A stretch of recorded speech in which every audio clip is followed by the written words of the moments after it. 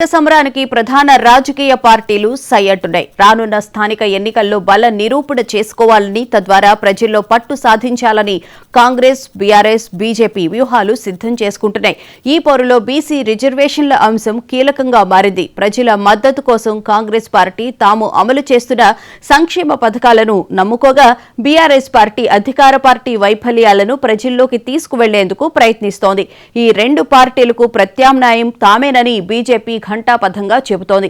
మరోవైపు ఎక్కువ సంఖ్యలో ఎంపీటీసీ, జెడ్పీటీసీ స్థానాలను గెలుచుకునేందుకు కాంగ్రెస్, బీఆర్ఎస్లు పోటాపోటీ వ్యూహాలను రచిస్తున్నాయి.